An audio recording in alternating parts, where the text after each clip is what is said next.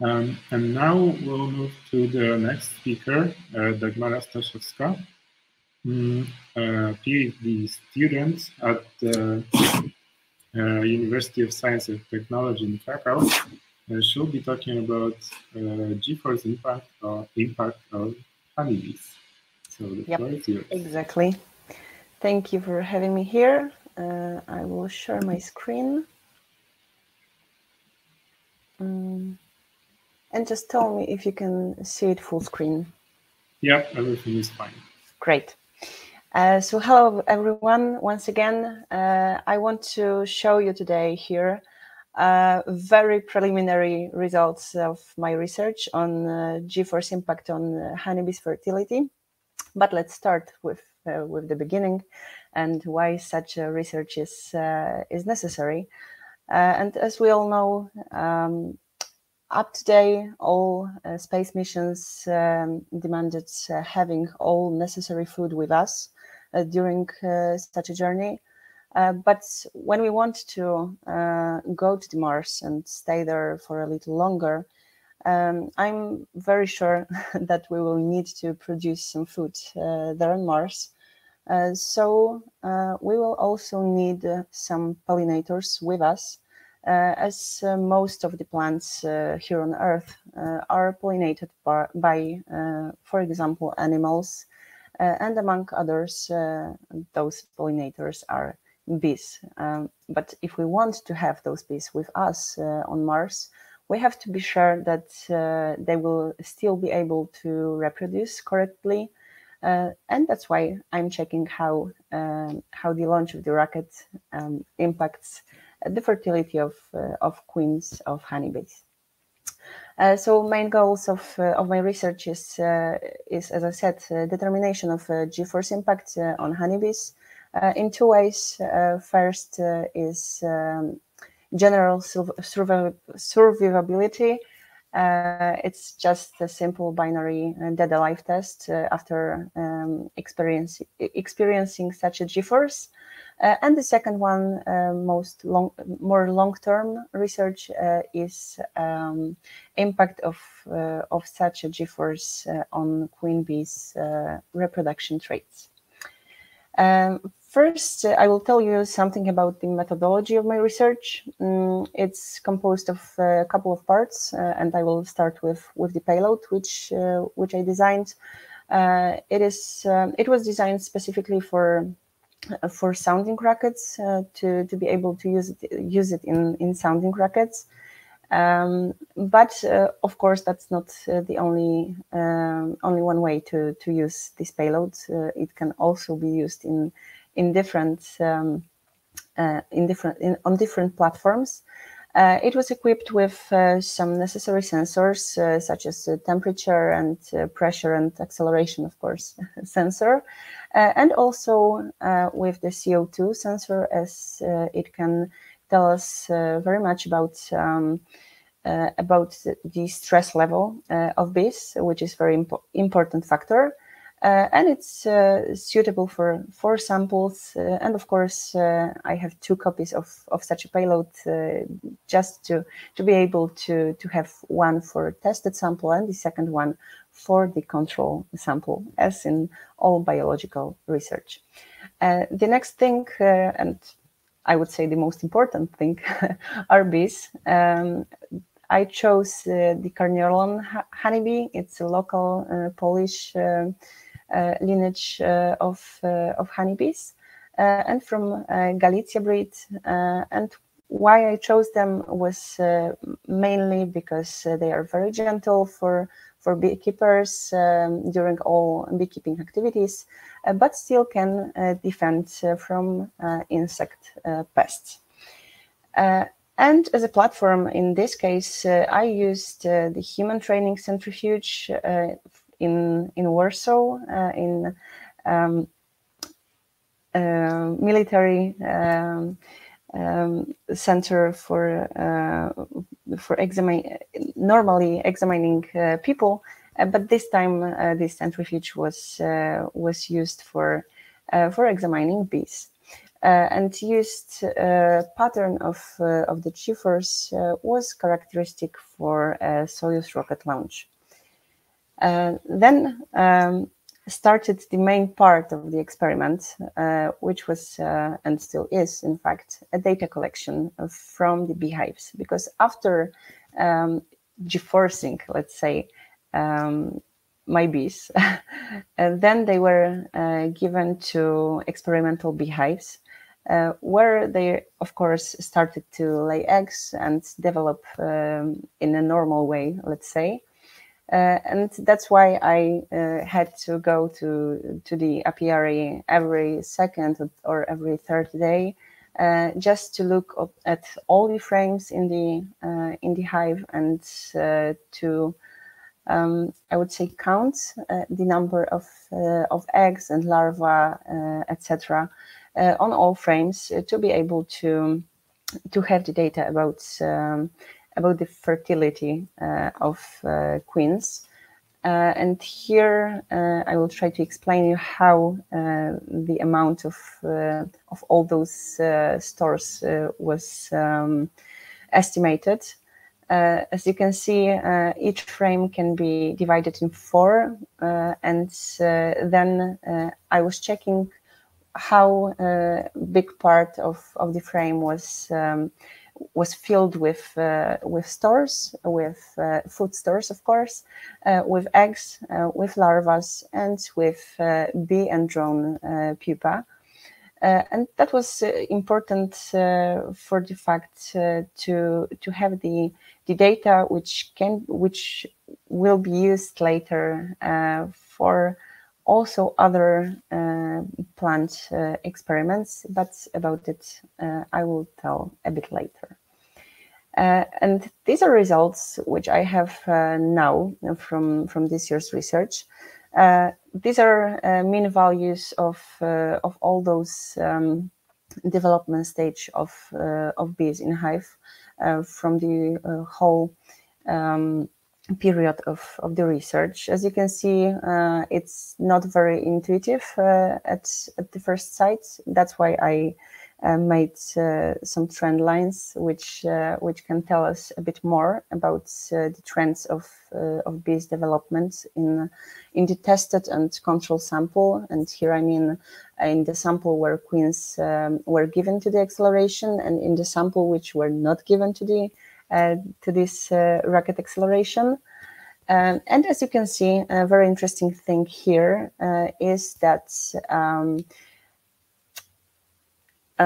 in the first stage of the development of beehives, you can see that the number of eggs and larvae in a tested sample was generally higher than in control sample.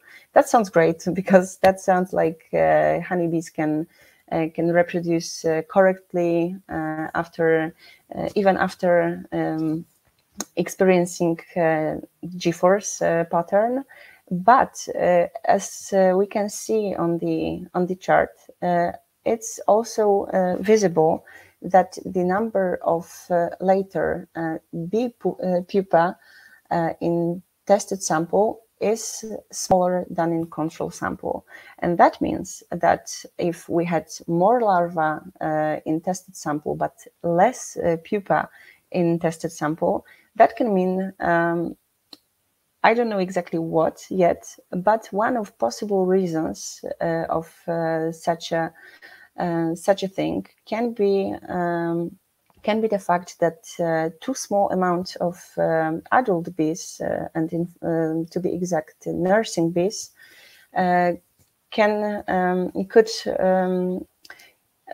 could make that it was not enough nursing bees could not I don't know how to say it, I'm sorry, but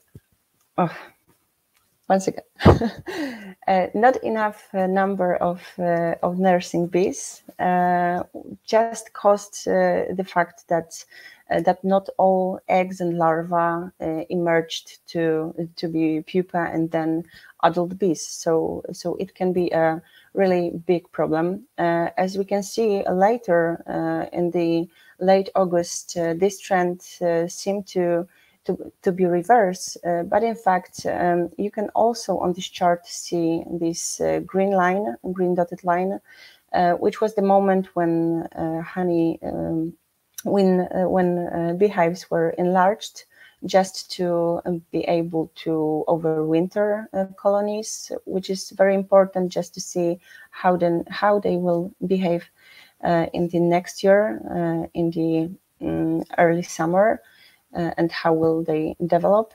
So that was why those colonies were enlarged with bees that were not daughters of tested queens. So it's a bit disturbed obtained data.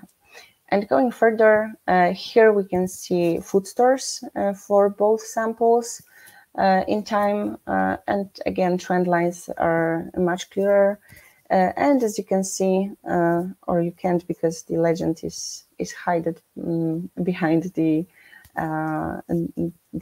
comment, but you have to so trust me that the stores kept by the tested sample was smaller than for the control sample, and that's really not a very good thing to see that, because it shows that colonies where queens experienced G-force are a bit worse than colonies that did not experience that, and I'm really worried about this thing, because it may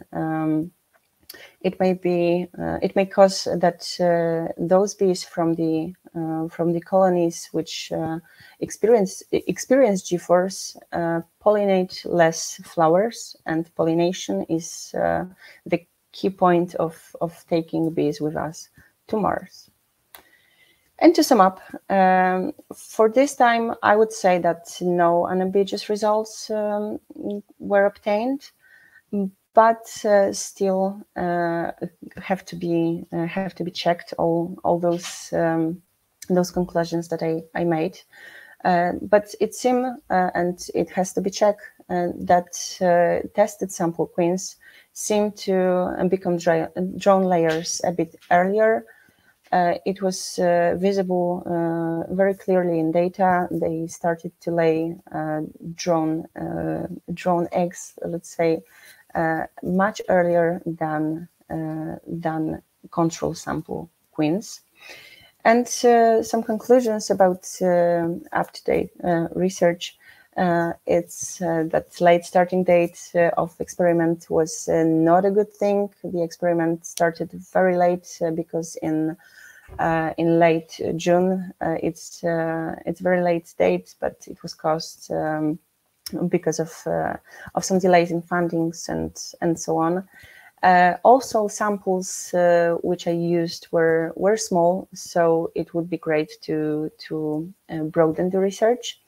And those results are insufficient yet to draw some unambiguous conclusions, but some trends for sure suggest that there is a need to continue this research. And further plans are, of course, some broadening the samples as well as methodology of this research, and to continue the observations of those colonies after overwintering. It will be very interesting to see how these colonies behave after the winter. How will they behave and develop further? And of course, some minor plans like automatization of some processes during observation of those colonies, and maybe someday the research will be expanded in some new species, just to be able to compare how other species of pollinators deal with G-force, and how it impacts their fertility. And then we could choose just the best species to pollinate our crops on Mars. And some acknowledgements for my university and Apicultura Foundation and AGH Space Systems Students Association. And that's all for me for today. Thank you so much. Thank you, Dagmara. This is an extraordinary research that you're doing. Those are the things that we're not thinking on a daily basis when we're thinking about space astrobiology. In fact, there are two questions for you in the chat box. First is from Kamil Muzyka. Are there any differences in bee flight patterns in microgravity? Yeah, they are. There are. It was not my research. It was research done by NASA in 1980s. In fact, it was exactly about the flight pattern of honeybees and also moths. And as far as I remember, one more species. I can't remember what. But well, bees can deal with microgravity, but not very well when talking about flying. They rather stay on the walls and not try to fly, because they when they experience microgravity, they just don't know how to use wings to fly. So it's very complicated for them. But for example, moths in this experiment dealt with microgravity very well, and they just like floated in the air. So, and especially the second generation of those insects dealt with microgravity very well. So maybe if bees would be born in microgravity, then they could fly better or fly at all in microgravity. But such a research should be done because it was not done yet. In fact, just to let bees be born in space, because all those research were done on board of space shuttles. So it was just 1 week missions. So it's way too short time for bee to be born. Okay, there is another question. There is a question from Martin Wyszecki, but I think you already answered that one. So I'll move on to the next one. From Navamil Saranji. Is there some vertical gene transfer taking place from parent to filial generation, allowing for better flight pattern? I have no idea. I'm not a biologist, but I guess that it's a very fast adaptation skill, just in moths, and because in bees, just like I said, it was not checked yet. So it's a lot of work to do yet in this topic. Okay, I have also one more question. You mentioned it briefly, but if let's suppose that bees are not an option, that for some reason we can't take bees with us to a colony, what are the alternatives? Well, there is a lot of alternatives. For now, in my opinion, the most probable and the worst is using one of the crew members as a pollinator, just like in some countries where there is a big problem with pollinators, like wild pollinators. Just human go with some brush and pollinates all flowers. The other option is to not to take plants which needs pollination by insects. But it wouldn't be the best option too, because it would really be bad for the diet of future Martian citizens. And the other option is using of drones, like really small drones, which could behave like pollinators. But in fact, this case is really complicated and in a very early stage of research, because it appears that creating the material which could take the pollen from the plant and then give it back to the another is very advanced topic, and needs a lot of research just to make a good material for that. And researchers really struggle with this thing. So these are options. Which one will we choose? We will see. Okay, thank you very much. Good luck on your research. Thank you so much. And now we'll move on to the next speaker,